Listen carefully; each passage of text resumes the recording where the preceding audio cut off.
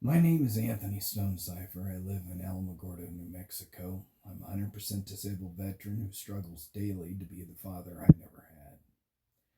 I suffered the loss of both frontal lobes in 2019, and I came back through the path of recovery to be the parent I wanted to be.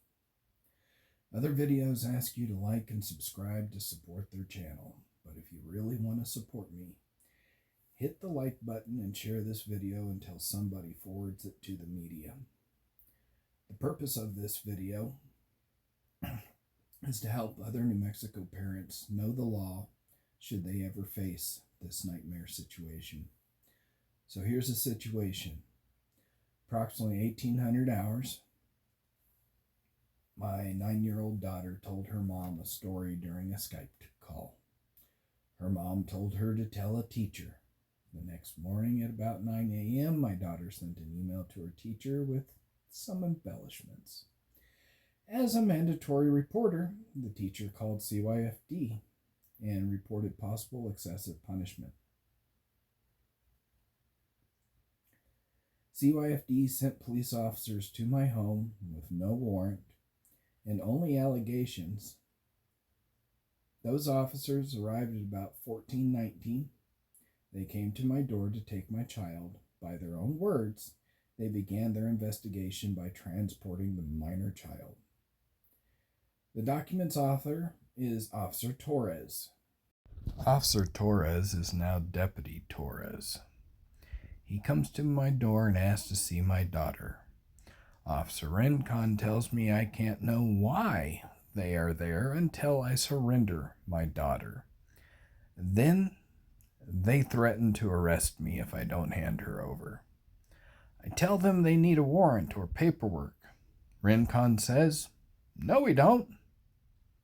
I stood my ground. I'm requiring it. They threatened to arrest again.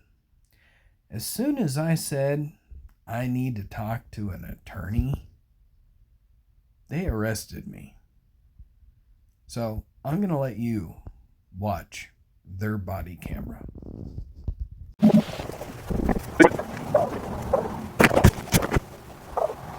One second, I'm calling my dad. Okay.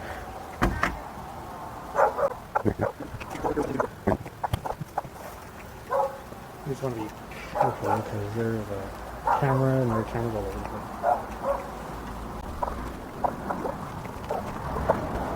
You brought the papers? Cool.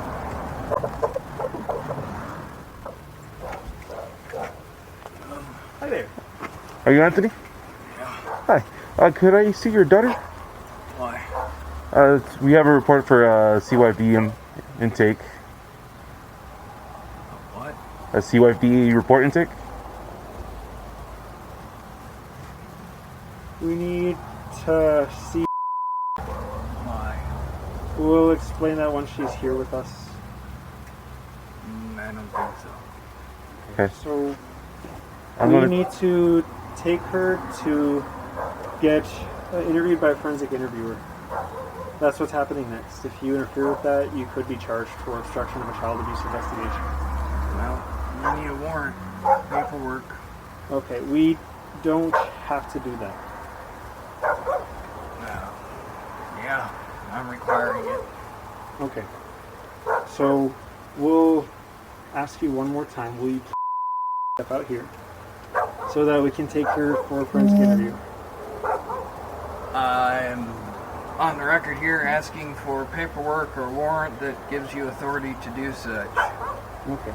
The authority is state statute, New Mexico, I believe it's 30-6-4, interference with a child abuse investigation.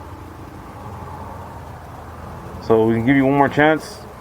We want to see your daughter, or you will be arrested. Do you understand? Well, I think I need to take a minute to call an attorney. Okay. Go ahead and put your hands behind your back. Ow! Put your hands behind your back. Ow! Ow! Put your hands behind your back. Ow!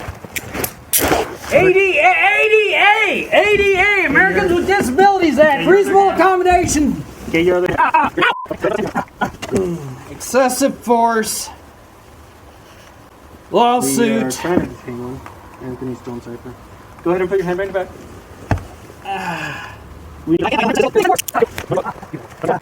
You need help sitting up? No, don't touch him until he wants help. Get over here. Ambulance. Okay. Also, officer obstructing of recording. We're recording. That's okay. You took my recording device. Can we also Your get an phone's still ambulance? recording. What do you want an ambulance for? Pain. Okay.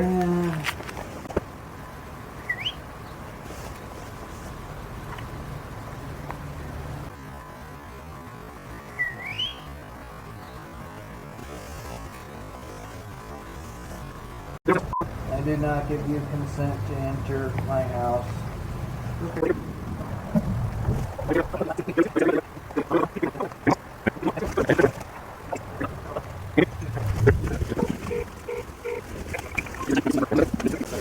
Going to ER. Now let's unpack what happened and what the law says. NMSA 1978 32 Alpha 3B 3 Section A, a child may be taken into custody only pursuant to a court order or if the officer has reasonable grounds to believe the child is suffering from illness or injury or is in immediate danger. But the video shows they had no warrant. They had not seen any illness or injury on my daughter. We don't need a warrant. That is not just wrong, that's a direct contradiction of NMSA 32A-3B-3 Alpha. NMSA 1978 30-4-4 Custodial interference, even by a public official, is a felony. Under the New Mexico Civil Rights Act, NMSA 1978 41-4 Alpha-4, it is clearly stated, no public body or person acting on behalf of, under color of law, or within the course and scope of the authority of public body shall enjoy the defense of qualified immunity for causing the deprivation of any right, privileges, or immunities secured by the Bill of Rights of the Constitution of New Mexico.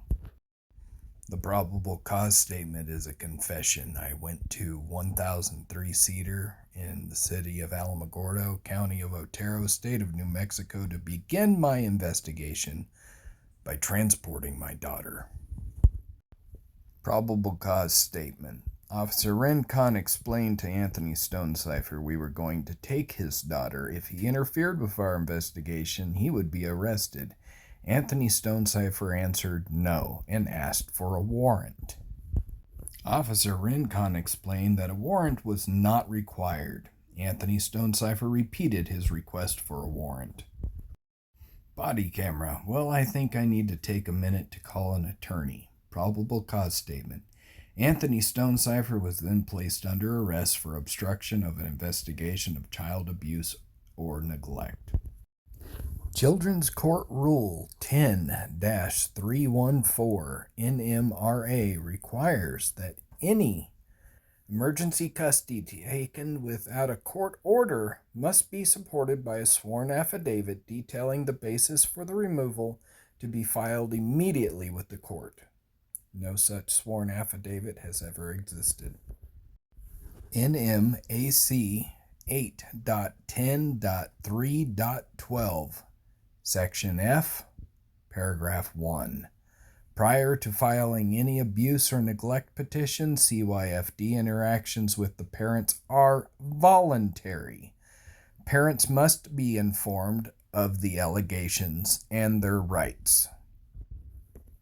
Officer Rincon saying I would only be informed of what the allegations were after I complied was a violation of this rule.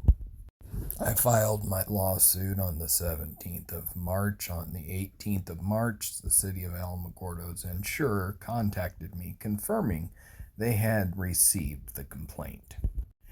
As you can see, the city of Alamogordo failed to respond to the complaint within 30 days, and then they filed a motion to dismiss after they had already defaulted.